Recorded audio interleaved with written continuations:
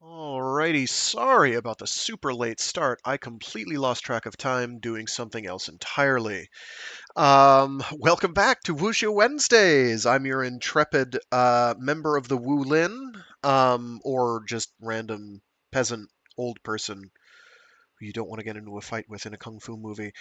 Um, Blind old drunken master. Whatever. I don't drink, so it's not really.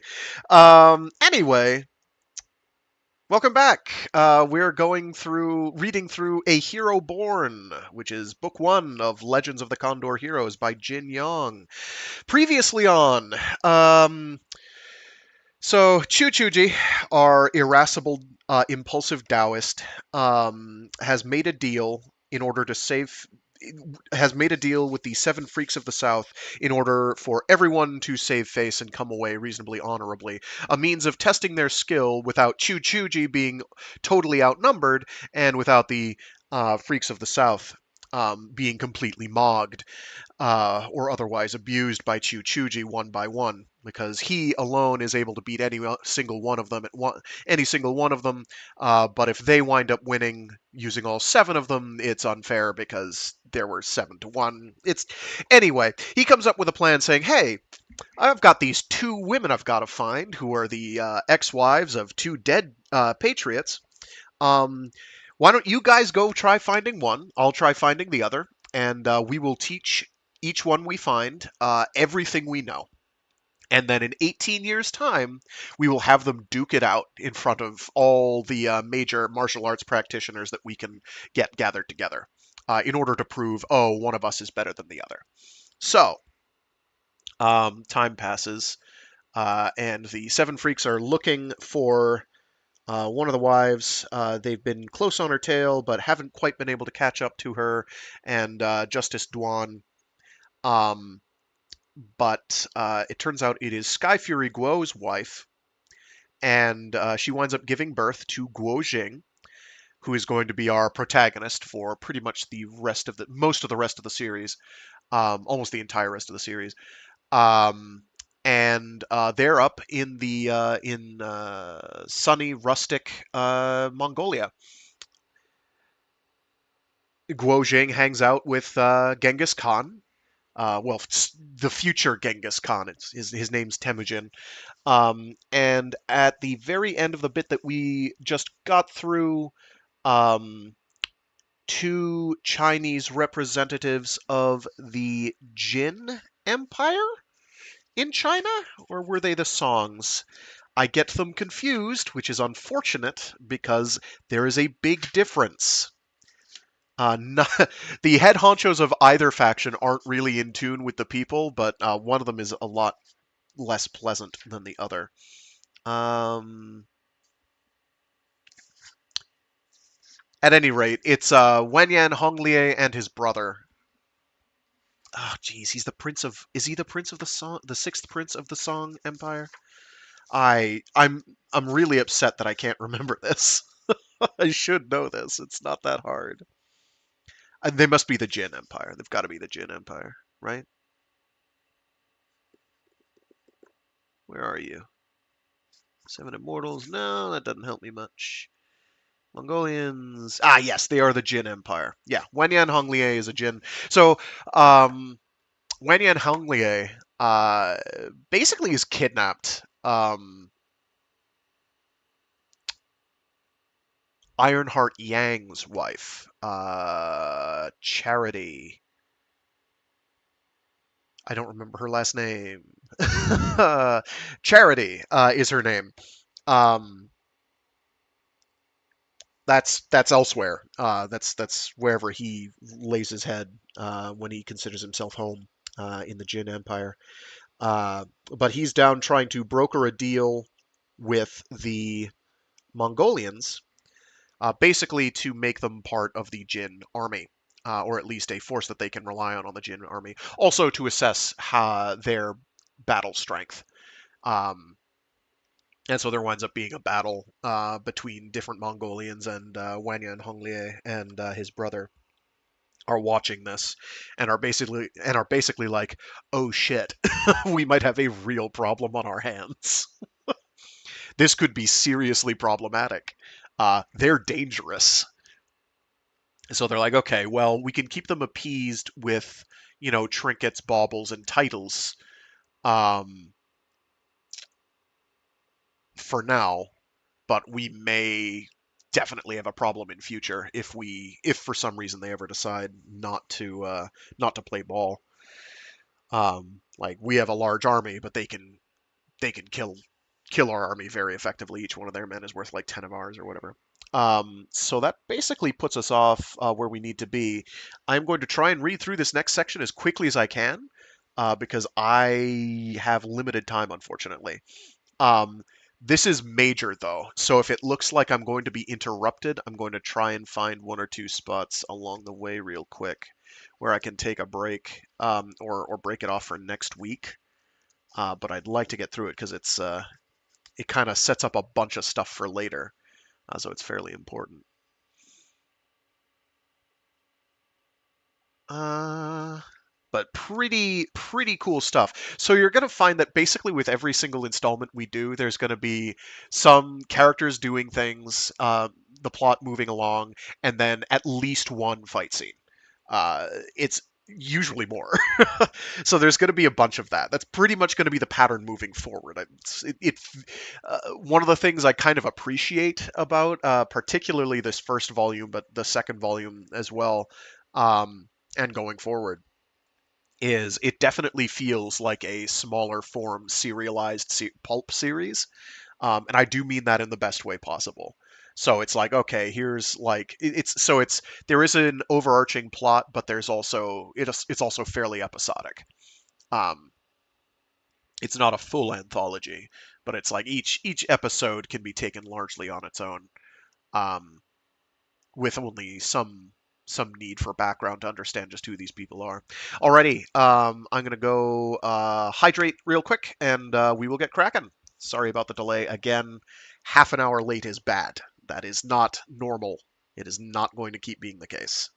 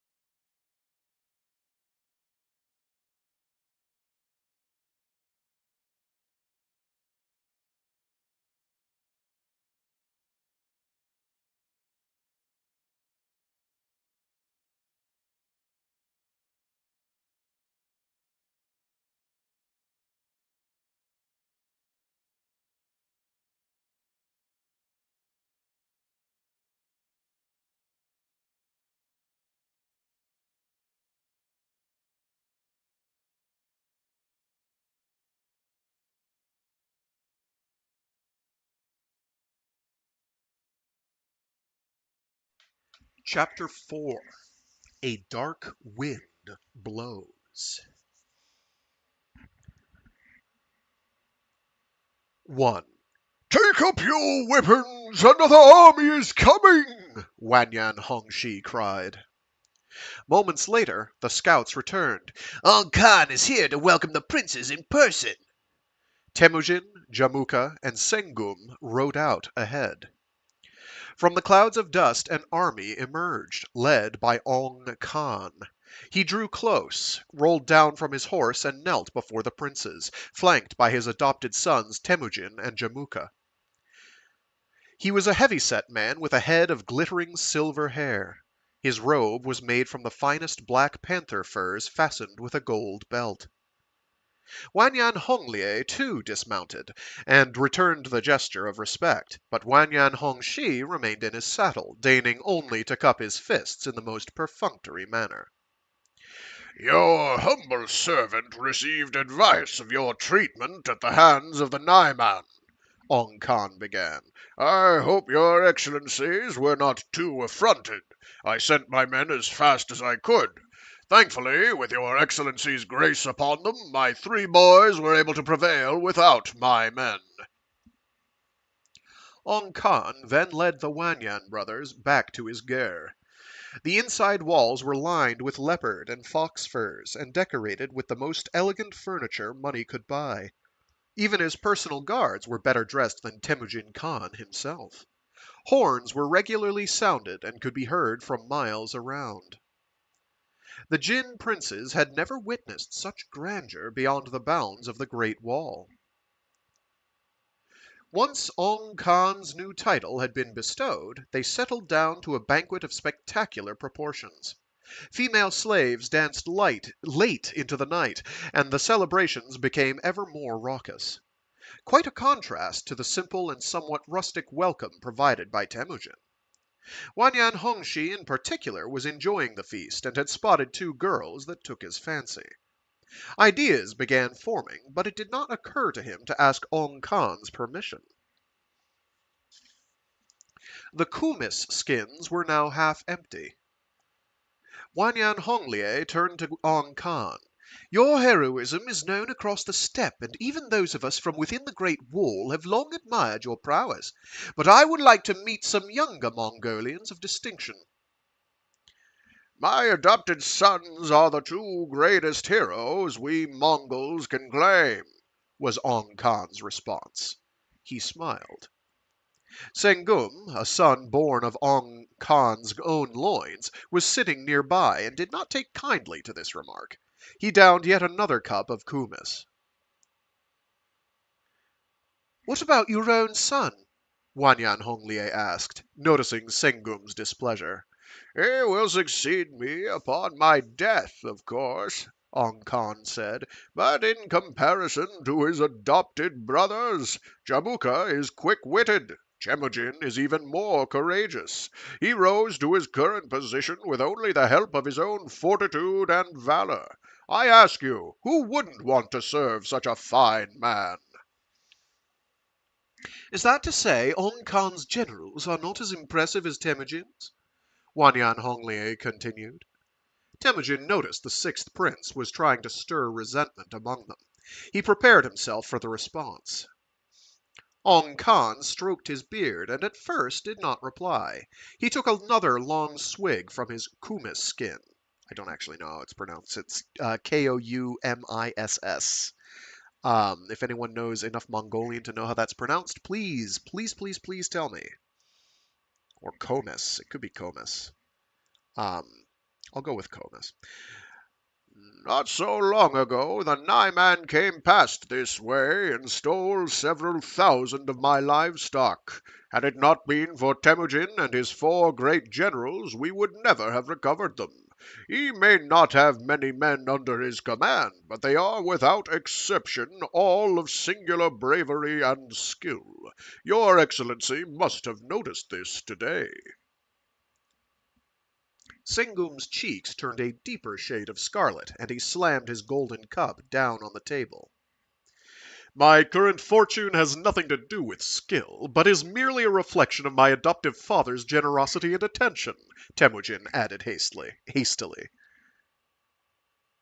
Temujin's 4 great generals? Who are they? I would like to meet them, Wanyan Honglie said, changing the subject. Why not summon them to our party? Ong Khan asked Temujin. Temujin clapped his hands, and, within moments, 4 men marched into the ger. The first man was gentle-looking and pale in complexion, more of a scholar than a fighter. This was the master strategist Mukali. The second was of sturdy build, his eyes intense like a bird of prey.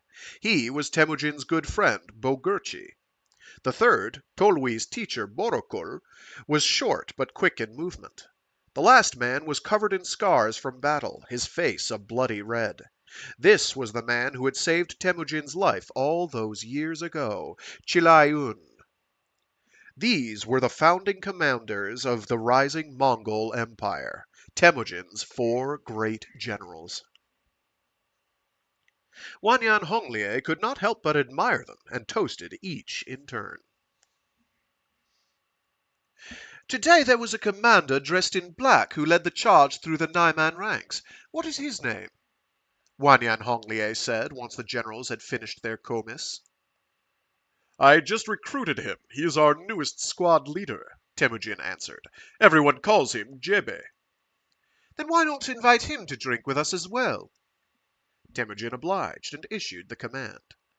Jebe entered the ger and performed the gestures of gratitude appropriate to his rank and invitation.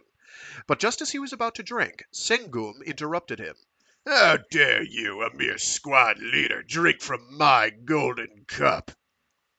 Jebe held the cup against his lips, shaking with rage at such an insult. He glanced at Temujin. For the sake of my adoptive father, I will overlook Sengum's rudeness, Temujin decided. Bring it to me, he announced. I am thirsty. I will drink it.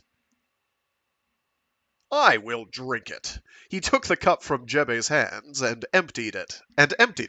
Jebe gave Sengum a dirty look, turned and made for the door. Come back, Sengum said, but Jebe ignored him and left. I don't know who is saying this. It is Sengum, I think.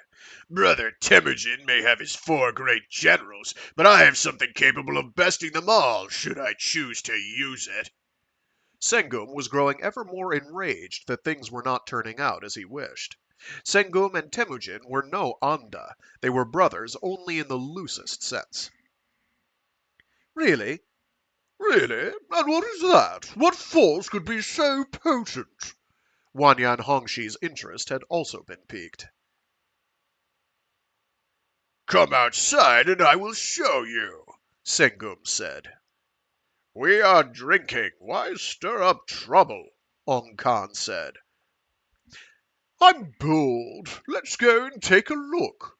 Wanyan Hongshi stood up and walked out. He liked the idea of trouble. The others had no choice but to follow. The soldiers had lit hundreds of fires and were gathered around them, celebrating. Seeing the Khans emerge, those on the western flank scrambled to their feet, sending a rumble echoing around the camp.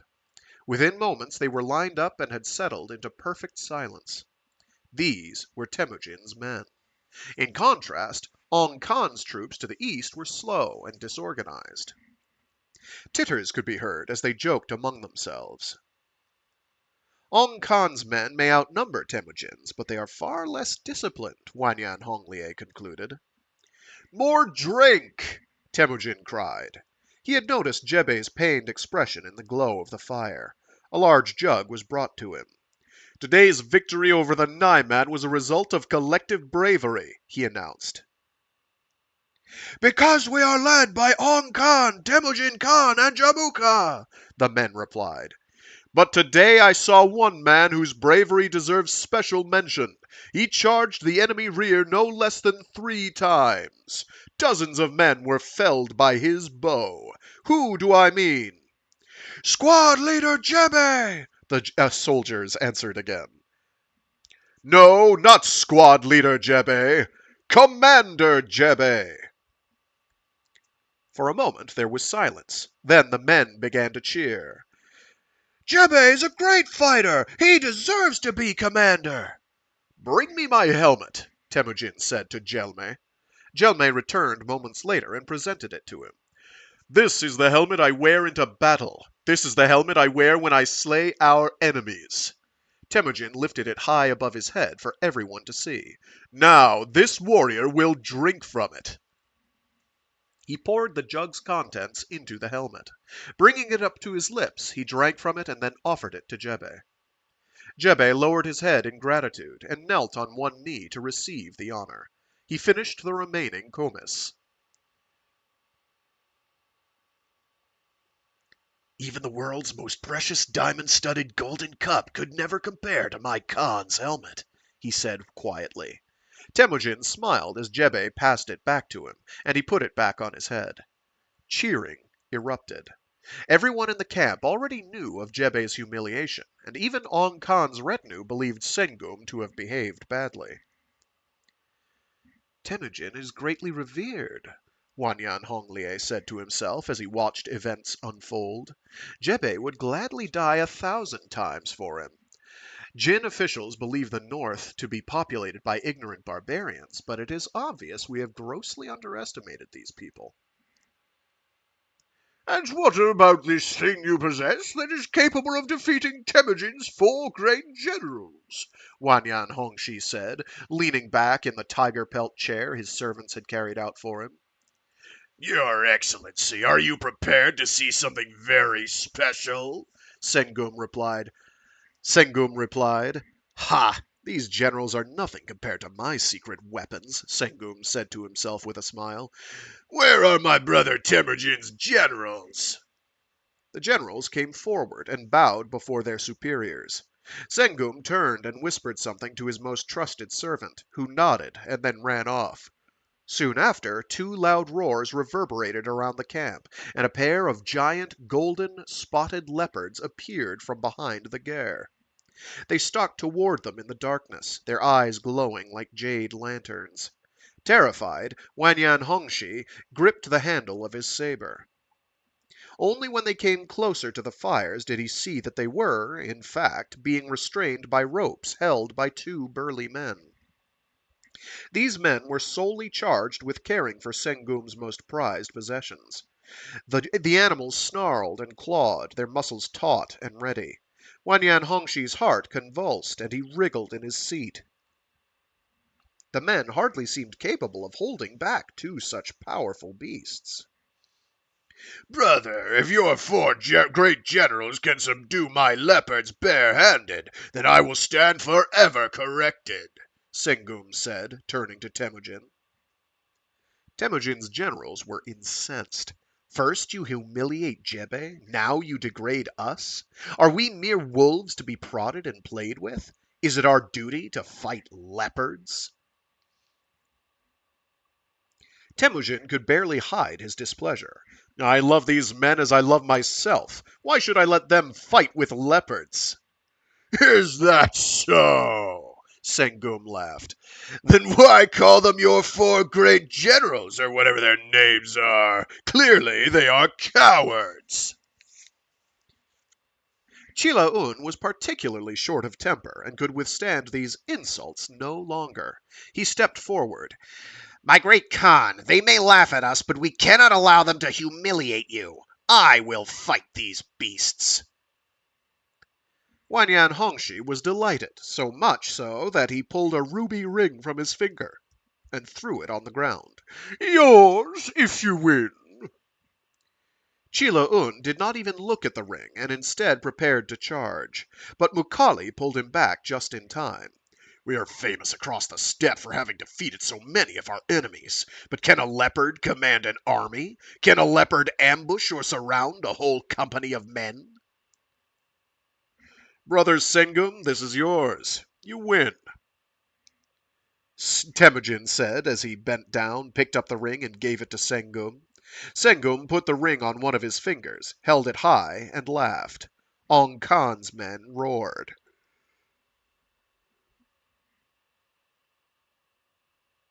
Jamuka said nothing. A frown carved across his brow. There we go. Temujin looked calm. The 4 great generals returned to their men, bitterly embarrassed. Wanyan Hongshi felt cheated. He asked for 2 female slaves and retired to his ger for the night.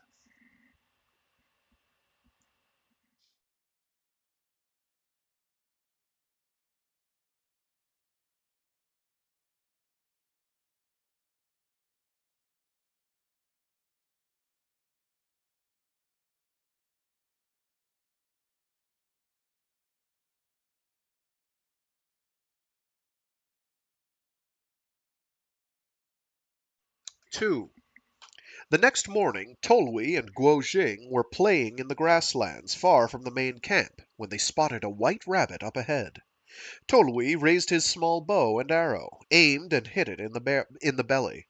The shot lacked power, however, and the rabbit ran away with the arrow still embedded in its fur. Howling, the 2 boys ran after it. Before too long, the rabbit collapsed. The boys cried out in delight and were just about to retrieve the animal when a group of children emerged from a wooded area nearby. One boy of around 12 years of age made a grab for the creature, pulling out the arrow and throwing it to the ground. He then gave the boys a fierce look and ran away. Hey, I shot that rabbit. It's mine, Tolui shouted after him. The boy turned around and came back. Says who? It's my arrow, isn't it? The older boy's eyebrows shot up and his eyes bulged. This rabbit was my pet. You're lucky I'm not asking you to pay me back for killing it. You're lying. It's obviously wild, Tolui said. The boy was furious. He stomped up to Tolui and shoved him. Watch what you're saying. My grandpa is Ong Khan and my papa is Sengum. Do you know who they are? It's mine now, even if you did shoot it. What are you gonna do? And my father is Temujin, Tolui said. Ha! So what? Your father is a coward. He's scared of both my grandpa and my papa. This was Tusaka, Sengum's only son. Sengum had waited years and sired several daughters before at last fathering the long-awaited boy. Tusaka was the youngest and therefore most spoiled, and Sengum let him bully the other children. It had been years since Temujin, Ong Khan, and Sengum had met, and the last time their sons played together they were but small children. As far as they were concerned, this was their first encounter. Says who? My father isn't scared of anyone. When your mother was kidnapped, it was my grandpa and papa who retrieved her and gave her back to your father. Did you think I didn't know that? I'm taking your precious little rabbit. What are you gonna do about it? Sengum had long been envious of Temujin's fame, and he had been sure to let everyone know the part he had played in the recovery of Temujin's wife. His son had heard the story many times. Temujin, on the other hand, had always considered it an immense embarrassment that he had never spoken of it to Tolui. Tolui was so angry his cheeks turned purple. You're a liar! I'm going to tell my father! He turned and started walking away. So what? Tusaka laughed. Your father's 4 great generals were so scared of my father's leopards last night that they couldn't move. This only made Tolui even more furious, and he could barely form the words to respond. My father isn't scared of tigers, so why should he be scared of leopards? But there is no dignity in fighting wild animals. Tusaka stepped up to the boy and slapped him across the face. How dare you talk back to me? Don't you know who I am? Tolui was startled, and his cheek throbbed. Tears collected in his eyes, but he did not let the other boys see. Guo Jing had been watching from the sidelines, silently boiling up inside with anger. He could stand it no longer. He lunged and rammed his head squarely into Tusaka's stomach, knocking him flat on his back. Tolui clapped and then grabbed Guo Jing's hand. The boys ran. Kill them! Tusaka screamed. Tusaka's friends ran after the 2 young boys, and Tusaka followed close behind. They were older, and Tolui and Guo Jing were quickly outmuscled. Within moments they had been pinned to the ground. Ready to surrender? Tusaka spat, punching Guo Jing in the back. Guo Jing tried to wrestle the boy off him, but Tusaka was too heavy. Tolui had two on top of him. Just then the sound of horse bells was heard coming from beyond a sand dune, and a small group of riders appeared. The first, a short, plump man on a golden steed, caught sight of the fight in the distance. Excellent! A brawl! As he rode closer for a better look, he realized that it was 2 children being bullied by a gang of older boys. They were trapped. The punches came hard, and their faces were swollen and bruised blue. Shame on you! Let them go! He shouted.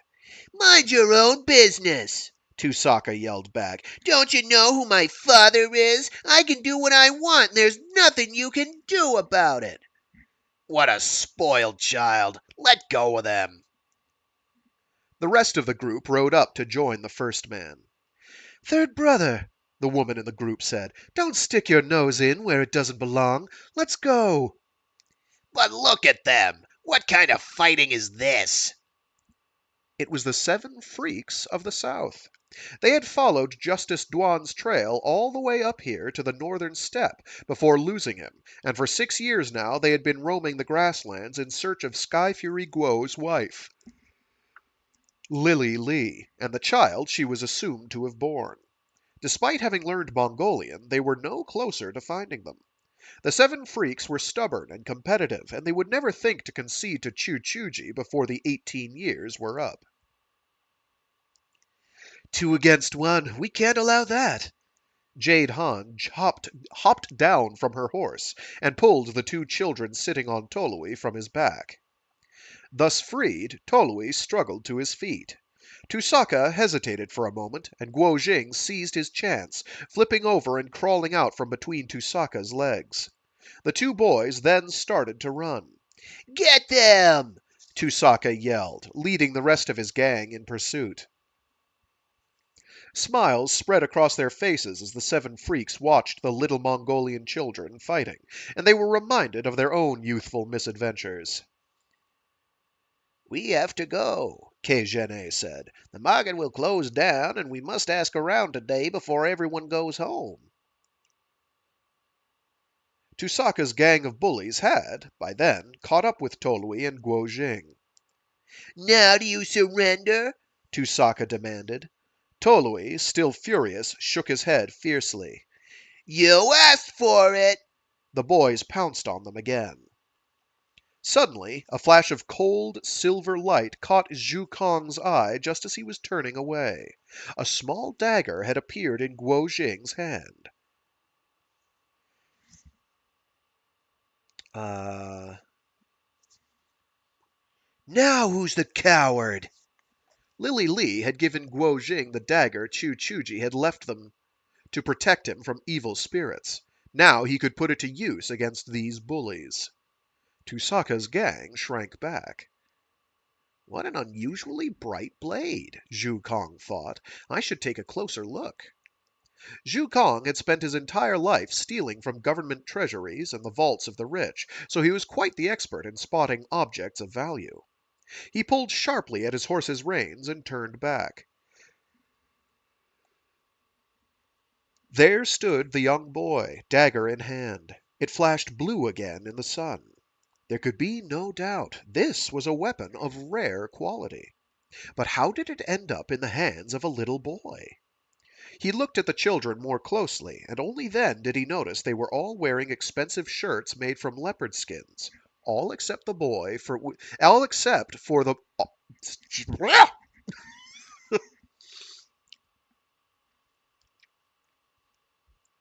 I command my mouth to work. He looked at the children more closely, and only then did he notice they were all wearing expensive shirts made from leopard skins, all except for the boy with the dagger. What Guo Jing lacked in fancy clothing, he made up for with a golden crown nestled on top of his head. Is that a metaphor? These children were clearly all members of influential, wealthy Mongol families. The boy must have stolen his father's favorite knife, Zhu Kong thought. No harm in taking from kings and aristocrats. Having made up his mind, he jumped down from his horse and approached the children, a sweet smile on his face. Come on now, stop fighting. Play nice. At that moment, he darted into the circle of children and grabbed the knife. Many years of training meant that he could seize a blade with his bare hands. Only the best martial arts masters would be able to stop him. A small child like Guo Jing had no chance. Having secured the dagger, Zhu Kong ran out and jumped back onto his horse. Laughing, he then jerked the reins and galloped off to catch up with the rest of the 7 freaks. Well, today wasn't a total loss. I managed to snatch myself this little gem. He was still laughing. Second brother, you're never going to grow out of that childish habit of yours, are you? Laughing Buddha Zhang Asheng said. What little gem? Let me see. Gildan Quan was always curious. Zhu Kong threw the dagger at him. A shard of blue light shot across the sky, breaking into a rainbow of colors. The seven freaks gasped with wonder. How beautiful! Gildan Quan cried as the dagger flew toward him, a shiver shooting down his spine. He reached out and caught the dagger by the handle. He examined it more closely. There on the grip were carved two characters, Yang Kang. This is a Han name, he said to himself. How did a Han dagger end up here in Mongolia? Yang Kang? Yang Kang? I don't think I've ever heard of a martial arts master named Yang Kang. But why would this Yang Kang possess such an exceptional weapon if he was not a hero of the Wulin? Big brother, do you know of anyone by the name of Yang Kang? Yang Kang? Qiu searched his memory before shaking his head. I've never heard the name before. Yang Vitality Kang was the name Qiu Chuji had given the baby in Charity Bao's belly. Charity's husband, Ironheart Yang, and Skyfury Guo had swapped the daggers as a testimony to their brotherly bond, and so it ended up here, in the hands of a small boy of the Mongolian steppes. Of course, the seven freaks were not to know all this. Qiu Chuji is looking for Ironheart Yang's widow. Could this Yang Kang have something to do with him? Gildan Quan said. If we find Ironheart Yang's widow and take her to the Garden of the Eight Drunken Immortals, we've at least won half a victory over that old monk, I suppose. Zhu Kong smiled. After 6 years of searching, even such a far-fetched connection was too much to ignore. Let's go back and ask the boy, Jade Han suggested. Rider Han's horse was the fastest, so he rode first, only to discover the boys still fighting. Once again, Tolui and Guo Jing were pinned to the ground. Rider Han ordered the children to stop, but they ignored him. Growing impatient, he grabbed two and threw them to one side. Now, feeling intimidated, Tusaka pointed at Tolui and said, "You dogs come back tomorrow and we'll finish this then." "Fine, tomorrow it is," Tolui said as Tusaka led his gang away. As soon as he got home, he would ask his brother Ogadai for help. Ogadai was his favorite sibling, as well as the strongest. "Give it back!" Guo Jing reached out to Zhu Kong. His face was covered in blood. "Fine." Zhu Kong waved the blade back and forth in front of Guo Jing's face. "But first you have to tell me where you got it." "My mother gave it to me," Guo Jing said, wiping the blood from his nose with his sleeve. It was still bleeding. "And who is your father?" Guo Jing had never known his father, and the question rendered him speechless. He could only shake his head in reply. "Is your surname Yang?" Gildan Quan asked. Once again, Guo Jing shook his head. The child did not appear to be too sharp, the seven freaks reflected. "Who is Yang Kang?" Zhu Kong probed further. Guo Jing shook his head. Zhu Kong handed the dagger back to Guo Jing. Whatever anyone might say, the seven freaks were always true to their word. "You can go home now." Jade Han fished out a handkerchief and gently wiped the blood from Guo Jing's face. "Don't go getting into any more fights. You're too small. You're no match for them yet." The seven freaks then climbed back onto their horses. Guo Jing watched as they rode off to the east. "Guo Jing, let's go home," Tolui said. The seven freaks had already ridden some distance, but Qiu caught the two magic words, faint though they were. Guo Jing. The name made his entire body shake. He jerked his horse around and galloped back to the children. "Boy, is your last name Guo? You are Han Chinese, not Mongolian, is that right?" "Yes," came Guo Jing's reply. "What is your mother's name?" "Ma," Guo Jing answered, which made Qiu scratch his head. "Can you take me to see her?" "Ma isn't here." "Sister, you ask him," Qiu suggested, sensing hostility in Guo Jing's replies. Jade Han hopped down from her horse. "What about your father?" Her voice was warm. "My father was killed by bad people. When I grow up, I'm going to kill them and avenge him." "What was your father's name?" Jade Han was so excited that her voice was trembling. But Guo Jing just shook his head. Who killed your father? Zhene cut in again. His name is Justice Duan. Lily Lee had lived these last years in the shadow of her fear, even out here on the steppe, and she had realized that her chances of ever returning to the south were remote at best. If something were to happen to her with her son still ignorant of who had killed his father, she would never forgive herself. So as soon as he was old enough to understand, she told him all about the bad man who had come riding into their village. But why had she not told Guo Jing Skyfury's name? Lily Lee was an illiterate country girl, and she had only ever referred to her husband by the traditional brother as a sign of respect. She had never thought to ask his given name. Guo Jing, therefore, had only ever known his father as Papa. So why does he think that Justice Duan is his dad again? Justice Duan. The name stunned the seven freaks into silence, even then, even when whispered so softly. Not even 3 bolts of lightning striking the ground at their feet could have shocked them more, and the sky was a most beautiful clear blue that day. It felt as if the earth were shaking and the wind had turned. After a brief pause, Jade Han cried out and grabbed at Zhang Sheng's shoulder in order to stop herself from collapsing. A little melodramatic. Zhang Sheng, in turn, started beating wildly at his chest. Gildan Quan threw his arms around Nan the Merciful's neck, and Rider Han did a backflip on his horse. Oh, he doesn't think Justice Duan is his father. I'm just illiterate. Don't mind me. I don't know how to read. Who killed your father? His name is Justice Duan. Uh,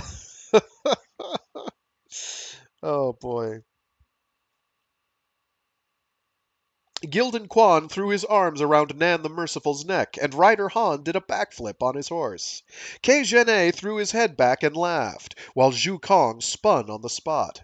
Tolui and Guo Jing watched them, puzzled by such a funny sight. It took some time for the 7 freaks to settle. Merciful Bodhisattva, thank you, thank you. Zhang Sheng dropped to his knees and prayed. Boy, let's sit down, Jade Han said to Guo Jing.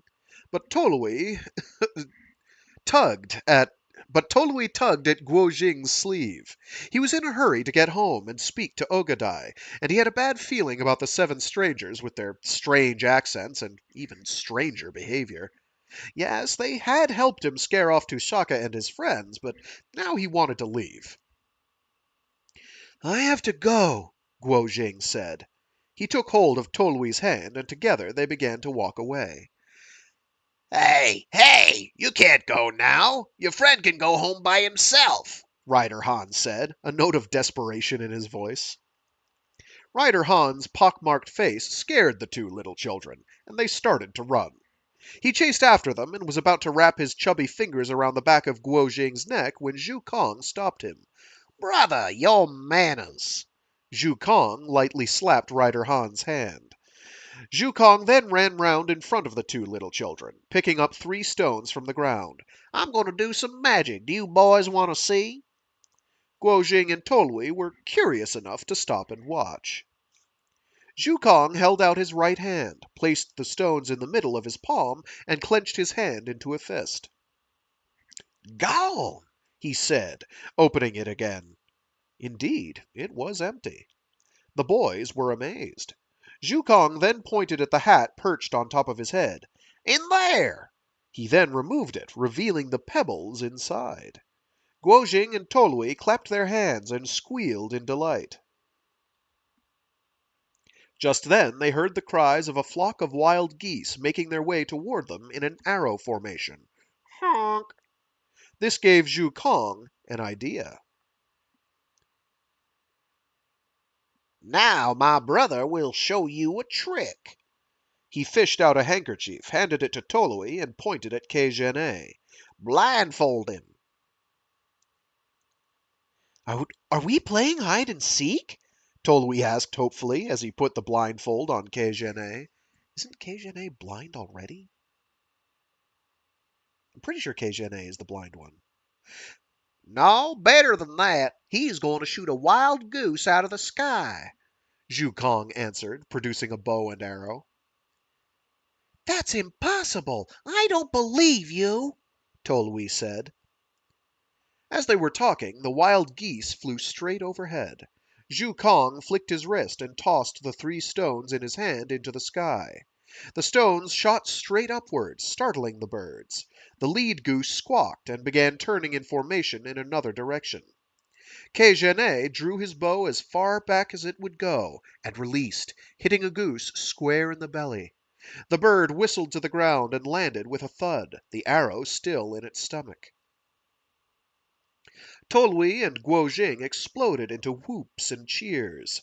They ran over to retrieve the goose and brought it back to Kejene. Remember those boys who ganged up on you? If you learn some martial arts, you won't ever have to worry about them again, Zhu Kong said.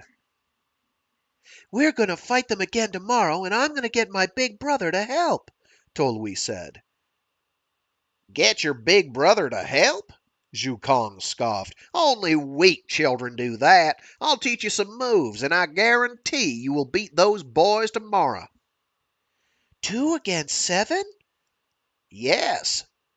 Teach me. Tolui was excited by the thought of beating Tusaka all by himself.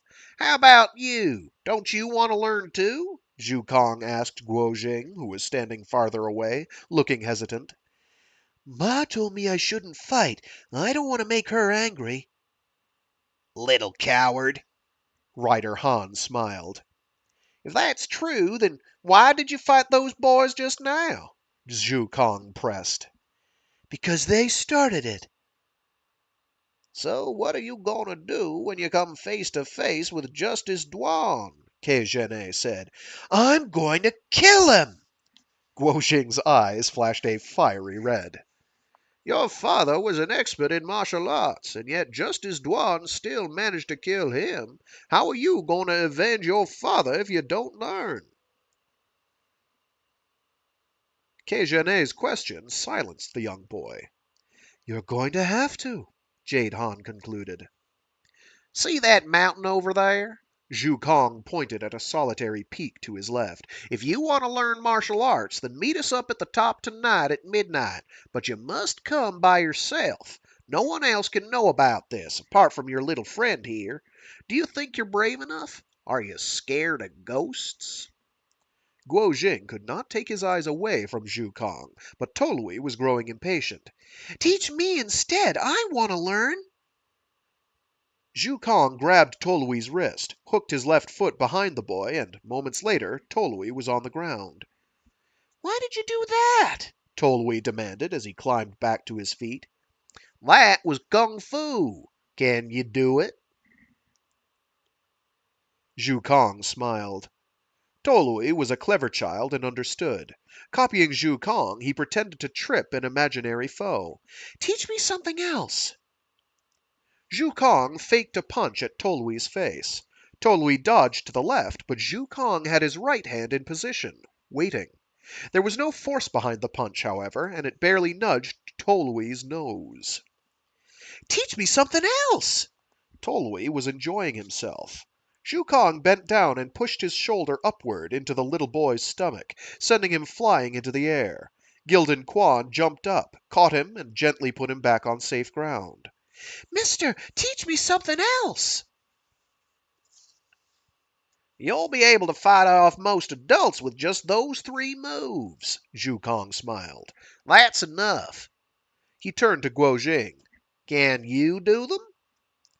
Guo Jing shook his head. The 7 freaks were even more disappointed. Compared to his friend, Guo Jing seemed very slow indeed. Jade Han sighed and rubbed at her reddened eyes. I say we stop wasting our energy. Gildan Quan said in their southern dialect, so Guo Jing and Tolui could not understand. Why don't we take the mother and son back south and hand them over to Qiu Chuji?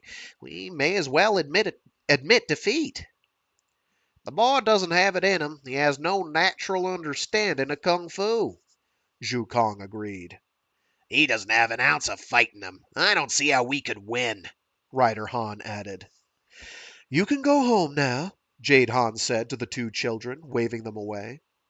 Tolui grabbed hold of Guo Jing's hand, and they skipped happily off.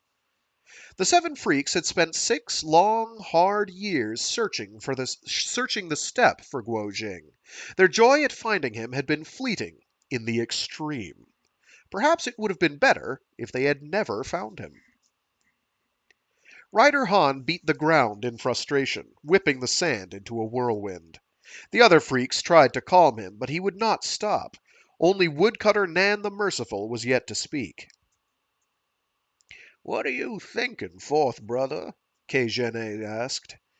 A fine boy, Woodcutter Nan replied. What do you mean? Zhu Kong said. The boy. I wasn't so bright when I was young. Woodcutter Nan smiled. Nan's words brought the others a glimmer of hope, and their mood lifted. Yes, you're right. When has anyone ever called me smart?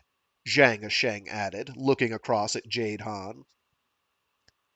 Let's see if he comes tonight, Zhu Kong said.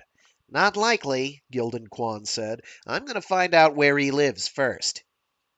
He mounted his horse and trailed the boys, keeping his distance. He watched from afar and made note of which ger Guo Jing entered.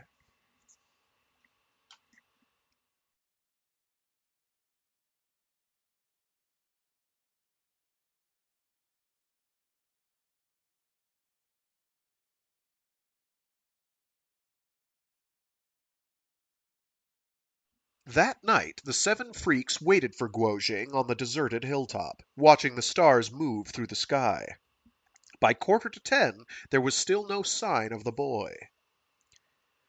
Our reputation reaches from east to west, Ryder Han sighed. but today we must concede defeat to that stinking Taoist.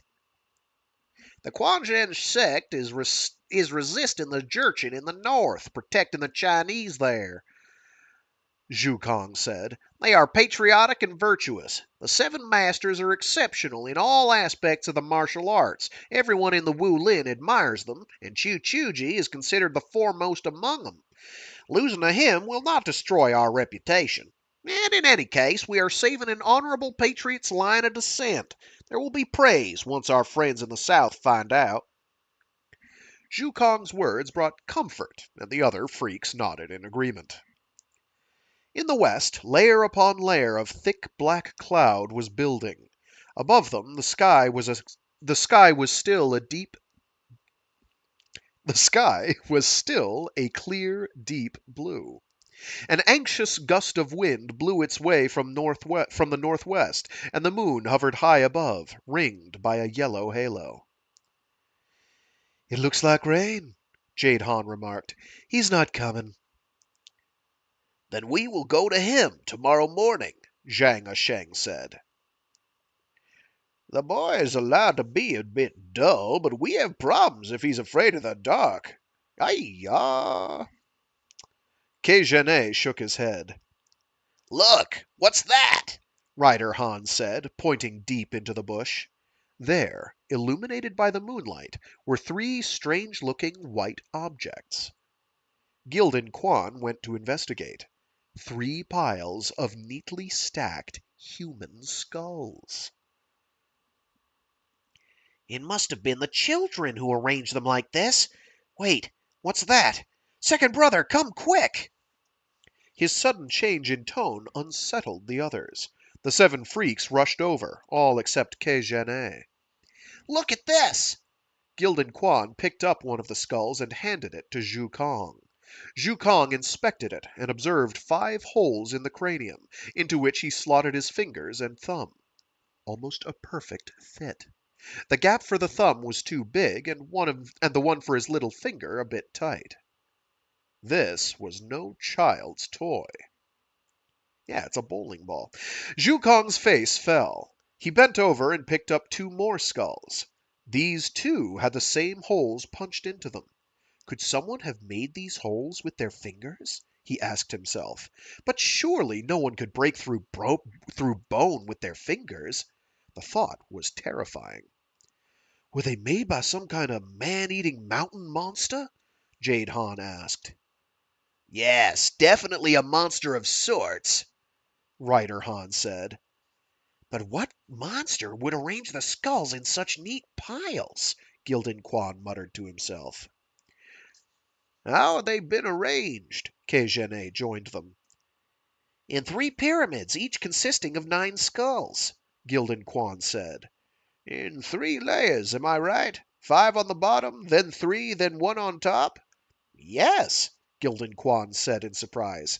How did you know, big brother? 2 of you, take 100 steps to the northeast and northwest. Quickly, what do you see? Master K was rarely rattled, but now he seemed acutely alarmed. The other freaks did not waste a second. Splitting into 2 groups, they began counting steps in both directions. Before long, Jade Han called out from the northeast, just as Gildan Quan shouted from the northwest. Skulls! There are skulls here, too! Kejene flew over to Gildan Quan and hissed. No one make a sound. Our lives depend on it. He then rushed over to where Jade Han was standing and repeated his instructions. The freaks were astounded. What is it? Monsters or human foes? Zhang Asheng whispered. 2 of the most violent beings that ever existed. They killed my brother. The other freaks rushed to join them, just in time to hear Kejene's explanation. This elder brother, Ke Bishie, the talisman, was considered even more skilled than Kejene, as the freaks all knew. His killer must have been terrible in the extreme. The 7 freaks kept no secrets from each other, but though they had learned of Ke Bishie's death before, this was the first time that they had heard their brother mention any details of the circumstances behind it.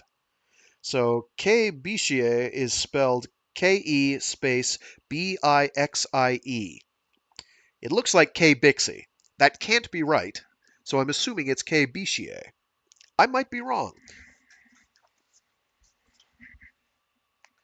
So if anyone actually knows proper Chinese pronunciation, I would love to know. If you're listening to this after the fact, please leave it in the comments as best you can. There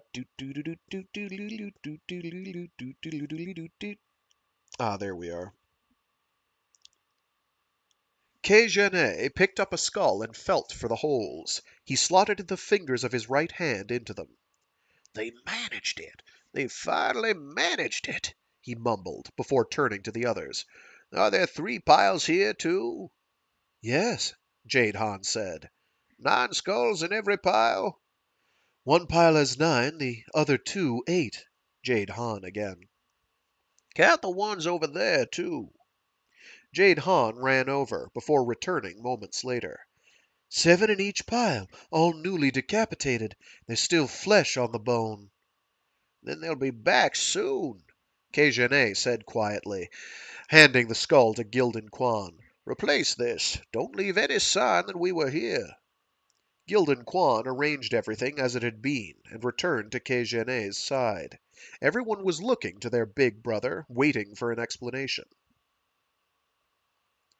Kejene turned his face up to the sky, and the others watched as it twitched. Copper and iron corpse. But aren't they dead?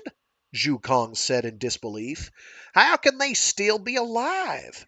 I thought so too, but it looks as if they've been hiding here, practicing their 9-yin skeleton claw, Kejene said. Mount your horses and head south as fast as you can. Don't come back for me. Keep riding for 1,000 li and then wait for 10 days. If I do not join you by the 11th day, there is no need to wait any longer. Brother, what are you saying? said Jade Han. "We have sworn an oath in blood to live and die together. How could you tell us to leave?" Go, go now. Kejene waved them away. We don't have time for this. "What must you think of us?" What must you think of us? Are we such cowards that we'd leave you here alone?" Rider Han was furious. "The 7 freaks fight and die together," Zhang Sheng cut in. "That's the way it has always been. What reason do we have to run?" These two possess incredible martial skill. Now that they've mastered the 9 yin skeleton claw, we cannot prevail. To stay would be pointless. Kejene was a proud man who did not admit defeat easily, not even in the face of a great master such as Qiu Chuji. He always chose to fight. Copper and Iron Corpse must be endowed with a power beyond their comprehension. "In that case, we'll all go," Gildan Quan said. They condemn me to a life of daily mourning, Kejene said, his voice raw. I must avenge my brother. Share your blessings and your hardships too will be shared, Woodcutter Nan replied. Kejene paused.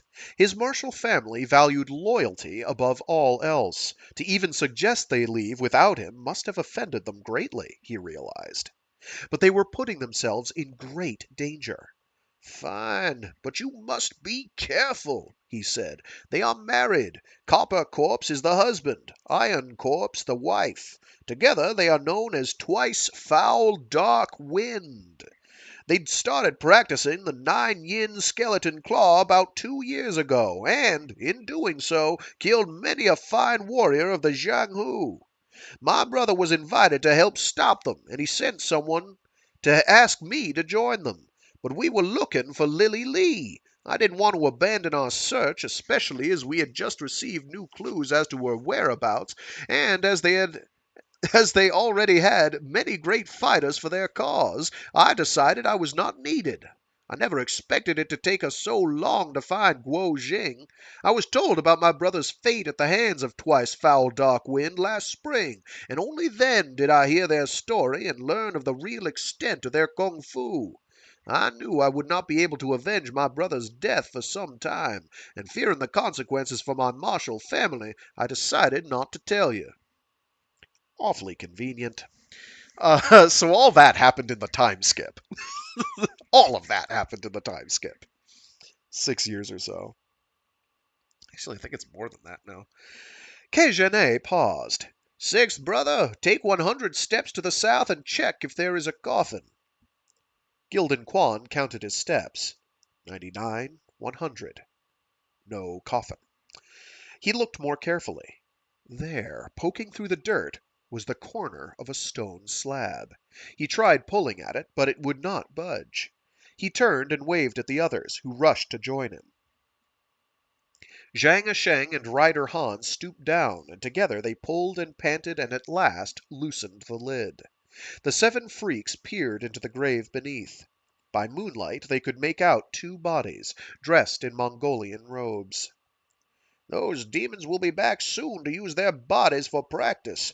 I'll lie here and take them by surprise. You find places to hide nearby. Whatever you do, do not let them know you're here. Come out only when I'm in trouble and show them no mercy. It might not be the honorable way to fight, but they are too ruthless, too skilled. We will all be killed otherwise. The freaks nodded as he spoke, his voice quiet and steady. They notice everything, even the slightest disturbance or sign of something unusual. They can sense things from great distances. Kejene lay down in the grave. Replace the cover, but leave a slit so I can breathe. The freaks gently shifted the slab back into place. Taking their weapons, they slid in among the trees and bushes and hid. Jade Han had never seen her big brother like this before. She was as much intrigued as scared, and made sure to hide close to Zhu Kong. "Who are these people? Copper Curse and Iron Corpse, I mean." Copper corpse and iron corpse, I mean, she whispered across to him. 2 years ago, K. Bichier sent a messenger to Master K, but he didn't want you all to find out, so he asked me to go with him.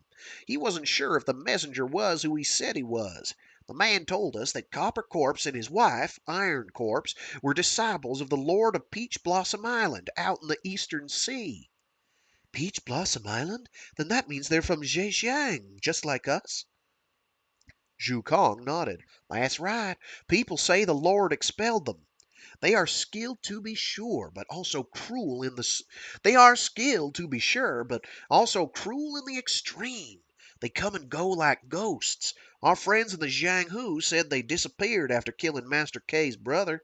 We all thought they must be dead, but they were hiding here in Mongolia all along. What are their real names? Copper Corpse is otherwise known as Hurricane Chen. His cheeks are scorched brown, hence the name. What?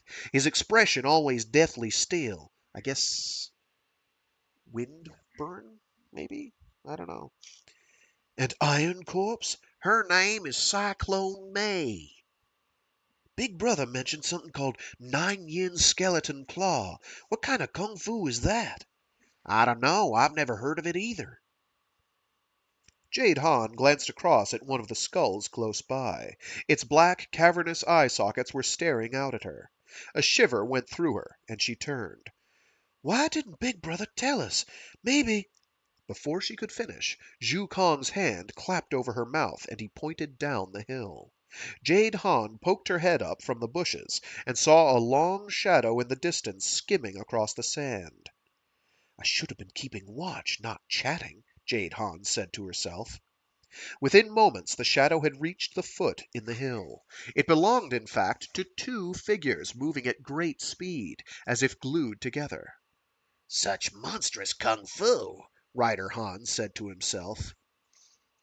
The freaks held their breath and waited for the smudge of black to The freaks held their breath and waited for the smudge of black to climb toward them. Zhu Kong gripped his broken fan, and Jade clutched her weapon, pushing the blade into the dirt so the moonlight would not catch it. The swishing sound of their feet reached them first. Their hearts were pounding, and each second seemed to last forever. A northwesterly wind was picking up, and the black clouds on the horizon rolled like mountains on the move, edging ever closer. Moments later, all was silent. The footsteps had stopped. In the distance before them stood two silhouettes. One wore a leather cap as if in Mongol dress. Beside him, long ribbons of black hair fluttered in the wind. There they are, Jade Han whispered to herself. Now let's see their skills. The woman circled the man, slowly at first, her joints cracking as she moved. She began picking up speed, and the crackle became an ever-quickening rhythmic accompaniment. Her inner strength is quite something, Jade Han said to herself. No wonder Big Brother was so frightened. Cyclone May thrust her palms out and back at rapid speed. Her elbows snapped, and her hair stuck out like the bristles of a bush. A chill ran to Jade Han's heart, and the hairs on her body stood on end. Then, without warning, Cyclone May's hand struck at the Mongol man's chest. He can withstand such force? The freaks watched in amazement as he fell backward. But she had already spun behind him and hit him in the back. So she circled him, whipping up a wind around them, faster and harder. He made no sound. On the 9th strike she leaped straight into the air and came down, head first, swiped his cap, and plunged her hand through the top of his head. Jade Han tried to scream, but the terror silenced her. The woman planted her feet and cackled. The man had collapsed into a heap on the dirt and did not move. Her fingers were smeared with blood and spots of brain. She stretched them out before her, examining them in the moonlight. She was still laughing. She turned, and Jade Han caught sight of her face. Gruesome, but rather beautiful. It was a hideous smile. This was not her husband, they realized. He was just for practice. He was just for practice. All was silent. She reached down and tore the clothes from the dead man's back. In the north, men wore thick leather coats against the cold, but she ripped it as if it was made of paper. She then pulled open the skin across his torso and removed his organs one by one, surveying them in the moonlight. The freaks watched as she threw down the pulpy remains. In 9 strikes of her hand she had turned his insides into a squelchy mess, without breaking a single bone. Jade Han drew her sword, inch by inch, and prepared to attack, but Zhu Kong stopped her. Iron Corpse is alone, he thought to himself, we might be able to overcome her, 7 against 1. But we have to fight them separately, Iron Corpse first. Her husband might be hiding somewhere close. Big Brother should take the lead. A quick inspection of her progress. A smile. Cyclone May was satisfied. She sat down with her back to Jade Han and Zhu Kong, her face raised to the moon, and started breathing in long and steady breaths. They watched her body rise and fall. If I were to use lightning ignites the sky now, I could probably spike my sword right through her, Jade Han said to herself. But if I missed, I would ruin our whole plan. She trembled with indecision. Zhu Kong was barely breathing. He became aware of a chill as sweat ran down his back. He looked up and noticed the black clouds in the west had spread out above them. The sky was a sheet of imperial green paper splashed with black ink. Lightning flashed a spotlight on them, and fear caught in their hearts. Thunder echoed, and the air was hot and sticky, as if the clouds had formed a heavy blanket over them. After some time, Cyclone May rose to her feet and pulled the corpse to the grave where Kei Zhene was hiding. She reached for the stone cover. The freaks held tighter to their weapons, ready for what was to come. May turned. A rustle of leaves. But the air was still. She looked up into the branches of a nearby tree and saw the shape of a human silhouetted against the moonlight. A piercing howl, and she was up in the branches. It was Rider Han. His short stature allowed him to shelter among the foliage. Just the slightest shift of his feet had given away his hiding place. He pulled out his golden dragon whip and performed a move known as Black Dragon Fetches Water, directing all his force at May's wrist. But, to his surprise, she did not move to avoid it, and instead grabbed hold of the other end. Rider Han yanked with all his strength, but this only pulled her closer. She struck out with a bolt of lightning energy. What? But a gust of wind buffeted her, and Rider Han had released his weapon and flipped from the branch. May followed close behind, her hand held like a claw aimed at his back. A cold gust of air rushed at the back of his neck, and he pushed forward. Woodcutter Nan was waiting beneath with Gildan Quan. Nan threw a bone-piercing awl, AWL, which is it's a wood manipulating tool. I think you use it to auger things out or chisel away at wood. Anyway, Nan threw a bone-piercing awl, and Gildan Quan shot a concealed arrow from his sleeve. May deflected both projectiles with a flick of her middle finger, and, with a loud tearing noise,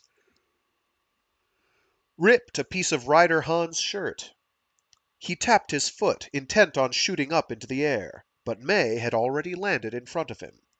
Who are you? She cried. Why are you here? Her clawed fingers dug into his shoulders, and he felt a searing pain as if 10 iron spikes had been implanted into his flesh. He aimed a flying kick at May's abdomen. She blocked him with a chop, snapping a bone in his foot. He threw himself to the ground and rolled to safety. May went to stamp on his lower back, but a shoulder pole came gliding toward her and smashed against her ankle. May lurched back, but within moments was surrounded. From the right came a scholar holding a metal fan, and a young girl clutching a sword. From the left, two men, one sturdy with a butcher's knife, and another gaunt and carrying some strange military weapon. Before her, a muscular peasant wielding the shoulder pole. And yet more footsteps. The man with the whip. She had no idea who they were, but there was no doubt that they were of the wulin. There are too many of them, May thought. I'd better kill them quickly, as long as that bastard of a husband of mine is safe. I'll start with the girl. Oh, you're right. An awl is for punching holes in leather. Don't mind me. I'm just wrong about everything. Thank you for the correction.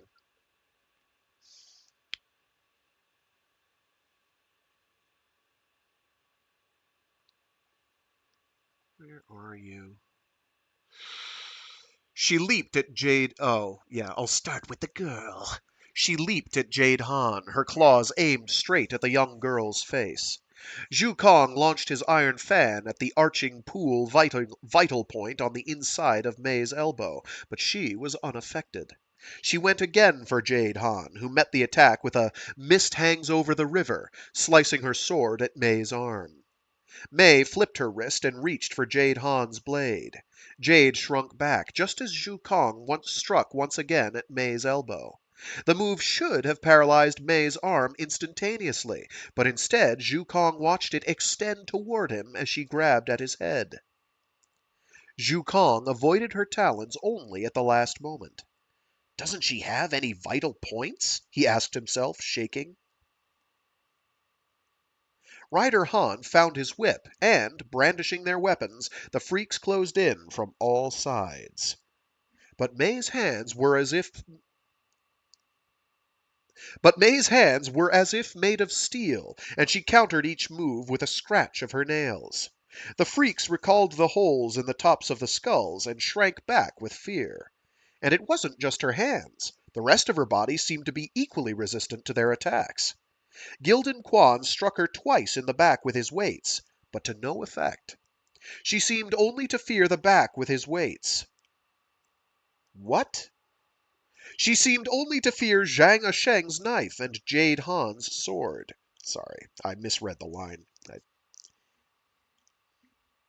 I Pac-Manned it. Went off the right-hand side of the line and then right back to the left. My bad. She seemed only to fear Zhang Sheng's knife and Jade Han's sword. Gildan Quan was too slow, and she tore a bloody piece of flesh from his arm. As Zhu Kong was well aware, all practitioners of Kung Fu have at least one weak point, a spot so tender that all you have to do is touch it to kill them. But what about this witch? Where is hers? His fan danced around her pressure points, first the 100 convergences on the crown of her head and the ridge spring on her throat. Then the spirit gate on her abdomen and the central pivot in the middle of her back. Within seconds he had tapped at least 12, trying to ascertain which part of her body she was most protective of. That would be his answer. Monkey steals the peach. May realized what he was doing. You low-down beggar, she shouted. This old hag has been training for years. I have no weak point.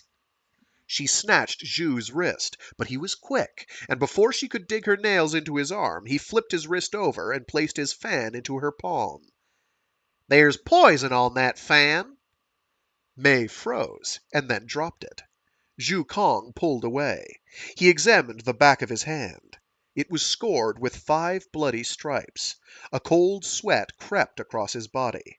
This was going to be a long fight, he realized. 3 freaks were already injured. They would never overcome Copper and Iron Corpse together. He looked across at his martial brothers. Zhang Sheng, Rider Han, and Gildan Quan were sweaty and exhausted. Woodcutter Nan was more practiced in Neigong inner strength, however, and Jade Han looked as if she still had some energy. But Cyclone May was just getting started. Then, in the cold light of the moon, Zhu Kong spotted 3 piles of skulls to his left. A shiver traveled through him as an idea took hold. "Run! Save yourselves!" he shouted as he rushed over to the grave where Qiu was hiding. The freaks began retreating toward him as they fought. You little bastards, May snarled. I don't know which stinking hole you've crawled from. Kill me, just you try, but it's too late to get away now. She charged forward. Nan, Gildan Quan, and Jade Han tried to engage her in combat, while the others tugged and heaved, at last managing to pull the stone aside. Meanwhile, May had wrapped her arm around Nan's shoulder pole and was trying to scratch out his eyes. Zhu Kong pointed to the sky and beckoned with his hand. "Come, we need you!" He seemed to be calling for help from the spirit world. May's eyes followed the direction of Zhu Kong's fingers, but all she could see was a thick blanket of cloud covering half the moon. Was there anyone up there? Nan ducked away. 7 paces ahead, Zhu Kong shouted. Qiu threw 6 poisoned devil nuts, 2 at head height, 2 toward her middle, and 2 below the waist. Then, with a loud cry, he jumped out of the hole, and the other freaks charged. May screamed as 2 of the projectiles hit her in the eyes. Ow. She threw her head back so that they would not penetrate her skull and enter the brain. But within moments she was descended into a darkness from which she would never return. She thrust her palms down, but Qiu had dodged to one side, and her hands thudded into the stone slab. Now, even more enraged, she kicked at it, sending it flying. The freaks watched on, keeping their distance.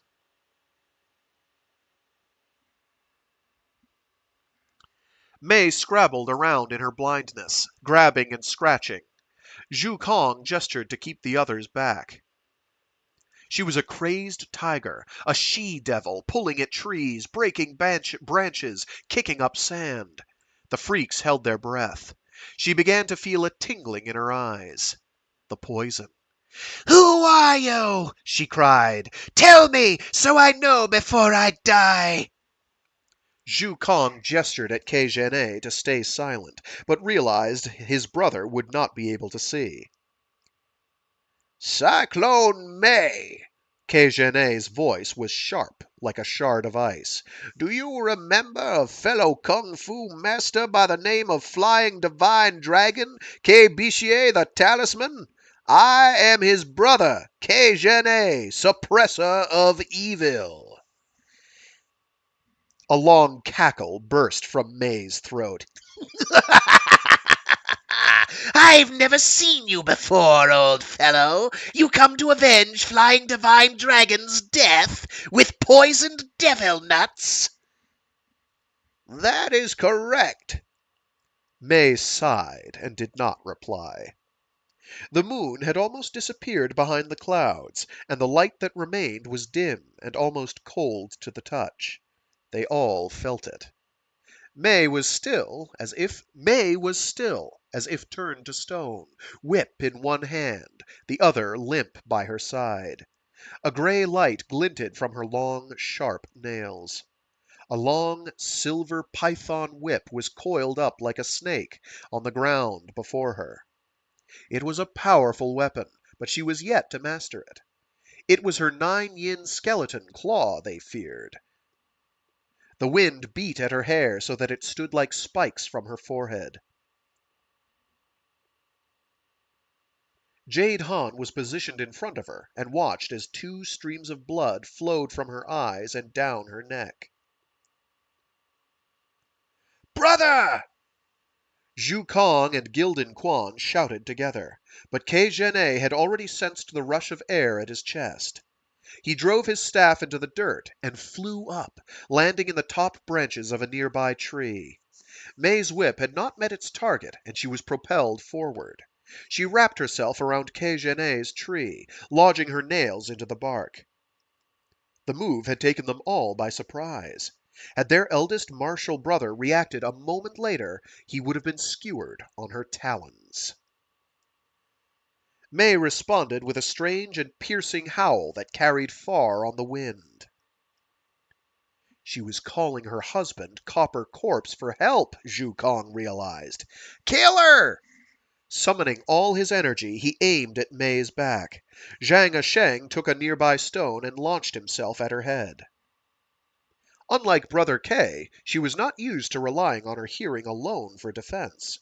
She heard a low-pitched rush of air as the stone came toward her, but she could not tell where it was coming from. Zhu Kong's punch landed with a heavy thud, and she screamed in pain. Zhu Kong continued, but May slashed her claws at him, forcing him back. Just as the other freaks closed in, a long howl, much like the one May had used only minutes before, arrived on the wind, and it cleaved through them. Another followed in quick succession, this time much closer. Copper Corpse! Jade ran to look down toward the plain below. A shadow was speeding toward them, screeching as it drew nearer. May was now on the defensive, concentrating her internal energy on halting the spread of the poison through her body, while she waited for her husband. Zhu Kong indicated to Gildan Quan that they should hide themselves in the bushes. Judging by his speed, Copper Corpse's skills were even more impressive than his wife's. Just then, Jade Han cried out. There, climbing the hill, was a smaller figure, moving much more slowly. It was a child. Guo Jing. She ran to fetch him. Guo Jing was not very far away now, but Copper Corpse was gaining ground. Jade Han hesitated. She could not possibly take Copper Corpse on by herself, but nor could she leave the child. She ran faster and called down to Guo Jing. Quickly, boy! Guo Jing looked up and yelped in delight, unaware of the danger coming from behind. Zhang Sheng watched Jade Han as she ran farther into danger. His heart convulsed, and he could barely catch his breath. He had to protect her. The other freaks paused and watched the events unfolding farther down the hill, weapons at the ready. Jade Han reached Guo Jing and grabbed hold of his little hand. She turned back up the hill, but after only a few meters she felt his hand slip from hers. Guo Jing cried out. She swung round. Copper Corpse Hurricane Chen had seized him. Jade Han tapped her foot and spun into a nodding phoenix, feigning a right at his armpit. She then moved sideways, raised the tip of her sword, and aimed at his eyes, the very height of the Yue Maiden sword technique. Chen tucked the boy under his left arm and deflected the blade with his right elbow. He then thrust his palm in a drive the boat downstream. Jade spun her weapon round, moved back and sliced it at him. But his arm seemed to grow by half a foot. Although she should have been far enough out of reach, his palm somehow struck her on the shoulder, and she fell. It was all over in seconds. Copper Corpse moved closer, intent on clawing at Jade's head with his nails, strong enough to penetrate bone. Zhang Sheng was by now only a few meters away, and he threw himself on top of her. Down came Copper Corpse's claw and ripped through Zhang Sheng's back. Zhang Sheng howled and thrust his broadsword up at Chen, but Copper Corpse blocked it with his hand, knocking the weapon out of Zhang's grip. He then beat Zhang back down with his palm. More freaks charged forward. Only Kei Zhene held back. My dear Harpy, are you all right? Hurricane Chen called over. They blinded me. Cyclone May growled back from where she was slumped against a tree. Bastard husband of mine, if you even let one of these scoundrels go, I will kill you myself. So they've got a healthy relationship. Don't worry, old crone, Chen called back. They won't get away from me alive. Are you in pain? Don't move. He made for Jade Han's head again. She escaped in a lazy donkey roll. You won't get away from me, he shouted. Zhang Sheng was flat on the ground, badly hurt and confused, but he sensed that his beloved jade was yet again in danger. Gathering the last of his energy, he kicked out at Chen's hand. Chen plunged his fingers into Zhang's leg. The pain shot through him, but he straightened and flung his arms around Chen's waist. Copper Corpse grabbed hold of Zhang's neck and tried to throw him off. Fearing he would attack Jade again, Zhang refused to let go. Chen punched him in the head.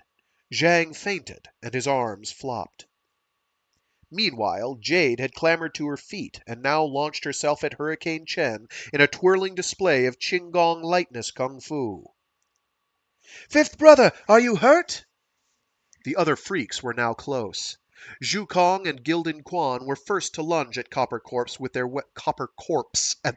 weapons.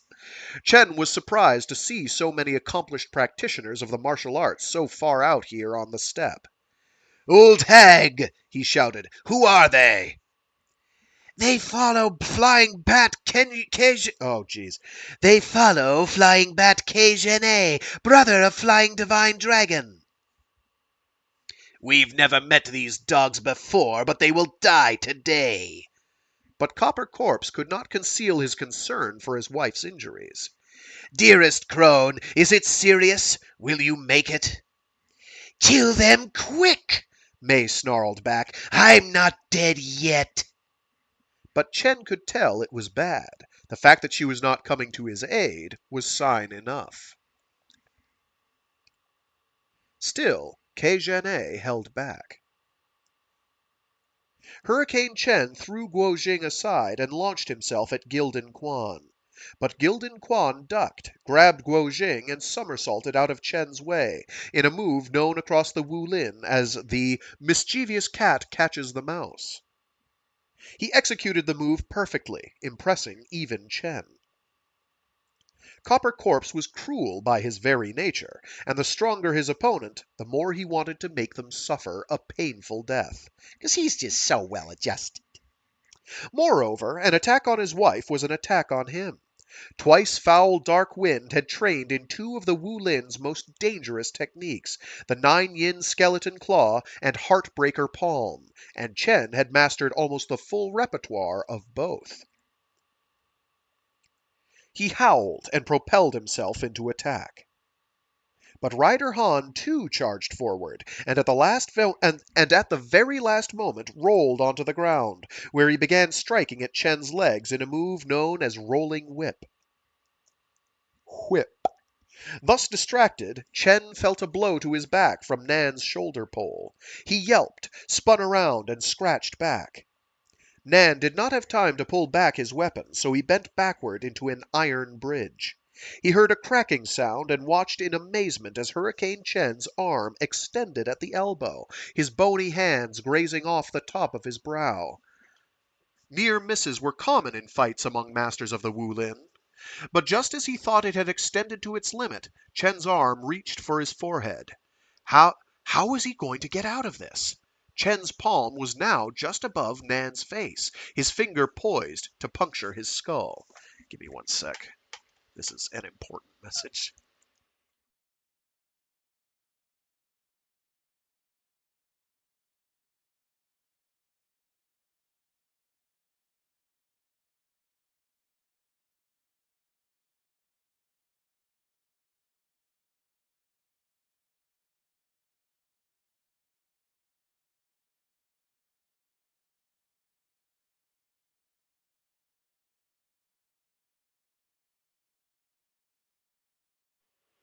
Possibly important.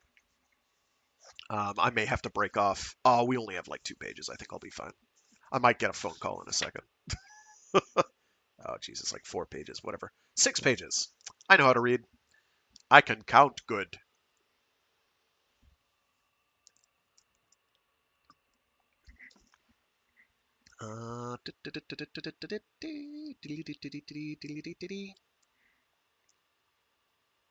Where were we? Chen's arm extended at the elbow. Puncture his skull. Chen's palm was now just above Nan's face, his finger poised to puncture his skull. Nan grabbed hold of Chen's wrist just as Zhu Kong jumped up onto Copper Corpse's back, hooking his arm around Chen's neck and pulling tight. Just then, thunder reverberated around them, and darkness unfolded across the desolate mountaintop as the last of the moon was blocked out by the clouds. Raindrops as big as soybeans started falling from the sky. A terrible crunching sound and a rush of air followed the thunder. Nan's arm was broken in two, and Zhu Kong had received a blow to the chest, sending him tumbling backward. Copper Corpse panted, catching his breath. Everyone get back! Rider Han called through the darkness. Seventh sister, are you all right? Shh! Jade silenced her brother as she moved closer. Second brother, are you all right? Qiu was concerned by what he was hearing. We can't see anything, Gildan Quan replied. It's pitch black. The heavens are smiling on us, Qiu said to himself, knowing this only played into his hands. Knowing this only played into his hands? I'm not sure how the emphasis should be on that. 3 of the freaks were injured. The situation had looked hopeless. But now, as the heavens cracked open, they held their breath and kept utterly still. Qiu listened. He could hear a man gasping not 10 steps away from him, and he knew it was not one of his martial brothers. He reached for his poisoned devil nuts and raised his hand. 6 devil nuts flew in quick succession.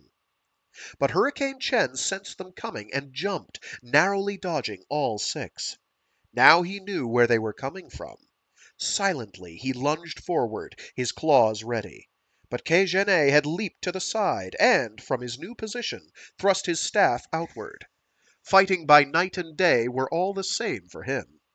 Chen struck out in all directions. He could not tell if his aim was true. Rider Han, Jade Han, and Gildan Quan, meanwhile, were fumbling in the dark, trying to help their brothers. Elder Brother K was in the most danger, of course, but they were no good to him. Through the pelting rain they heard the swooshing of Chen's hands and Qiu's iron staff. It felt like they had been fighting for hours. Then came 2 loud blows and a piercing howl. Copper Corpse had been hit. A flash of lightning illuminated the scene. Brother Lightning, watch out! Oh, sorry. Brother, lightning, watch out! There's an extra comma there. Gildan Quan cried a warning. But Hurricane Chen had oriented himself in that moment of clarity. He gathered his ki to his left shoulder, strode straight at K's staff, and grasped hold of it, scratching at K with his other hand. Flying Bat K released his weapon and leaped backward. Copper Corpse clenched his fist, reached and punched K's chest with the force of all his internal energy. Qiu was blasted backward, and Chen threw the staff like a spear, roaring with pride. The thunder sounded a booming accompaniment. Another double flash lit up the sky. Rider Han saw the staff heading for his brother. He flicked his golden dragon whip and caught it. Now, you dog! Hurricane Chen cried, about to launch a flying... Now you dog! There we go. Hurricane Chen cried, about to launch a flying kick. But Copper Corpse stumbled over something at his feet. He reached down with his claws and grabbed it. Guo Jing. Let me go! The child shouted. Chen snorted. Another flash of cold light. Guo Jing looked up at the sallow face staring down at him, its eyes like hollow caverns. He pulled the dagger from his belt and plunged it through the man's belly button until the blade was fully engulfed by his flesh. A cry cut through the thick air, and Hurricane Chen fell backward. Guo Jing had found Copper Corpse's chosen vulnerable spot, the point he always tried to protect in a fight. A plain fruit knife would have been enough to kill him, let alone Guo Jing's dagger, which had +7 to strength, +10 to agility, and +19 damage. He had not thought to protect himself against a child. Their encounter at the foot of the hill had told him the boy was no expert in the martial arts. But it is as they say, the swimmer is the one to drown. The cart always breaks on flat ground. No one could have foreseen that a master of the wulin such as Copper Corpse would die at the hands of a boy with no training whatsoever. Guo Jing was still just as terrified, and now stood to one side, his mind a muddle. He opened his mouth to cry, but no sound came out. May had started running at the sound of her husband's pained cry. She stumbled, scrabbled, and crawled to get to him. My loving bastard! Big brother, what happened? I can't run, little sister. His voice was faint. I will avenge you. She spoke through clenched teeth. I don't want to leave you, little sister, dear wife. I can't look after you anymore. From now on, you must fight alone. Take care. And so Hurricane Chen rasped his last breaths and died. Despite her distress, no tears fell down May's cheeks. She took her husband in her arms. Dearest filthy dog, I don't want to leave you either. Don't go. Morning's first light was painting the sky a blue-gray. Now able to make out the faintest outlines around them, Rider Han, Jade Han, and Gildan Quan rushed in to attack. May was blind and dizzy from the poison.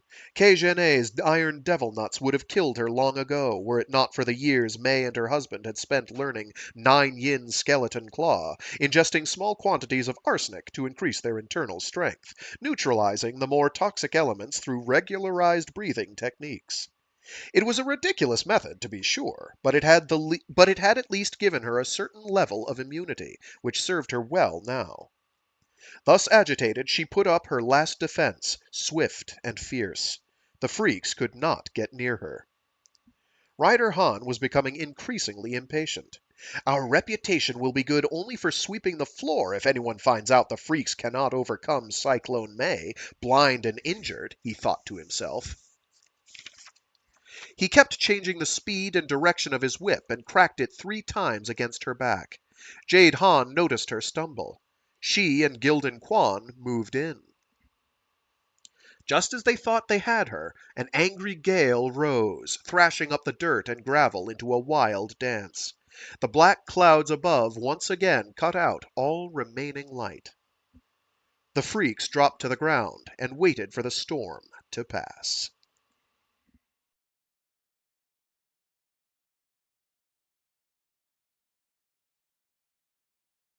It took hours for the rain to grow lighter and for cracks of sunlight to break through the clouds.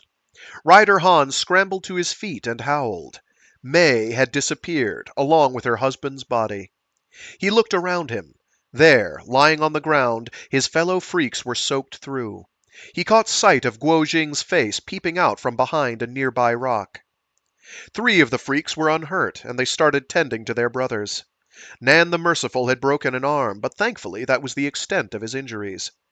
Kei and Zhu Kong had managed to fight off Copper Corpse's attack with their inner strength, so they were not too badly affected. But Zhang Sheng had been caught twice by 9-yin skeleton claw, as well as receiving a punch to the head. He was just about conscious, but his prospects looked bleak. The freaks were distraught, especially Jade Han. She had long known Zhang Sheng was in love with her, but she was a bold young woman more concerned with martial arts than immediate affairs of the heart, and he had always laughed off his feelings. Thinking time was on their side, they had never admitted to each other how they really felt. But now he was dying, and all because he had tried to protect her. Jade Han took Zhang Sheng into her arms and wept. Zhang Sheng, normally so jovial, looked up at her and managed a smile. He opened his butcher's hands, large like fans, and stroked Jade Han's hair. Don't cry, he said. Sister, I'm fine. 5th brother, she said, choking on her tears, let me be your wife. Zhang Sheng laughed, overcome by a moment of purest joy, but the pain was turning his vision hazy.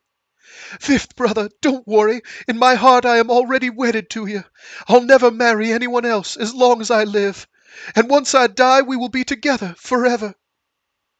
Sister, I have not taken care of you as I should have. Zhang was struggling to speak.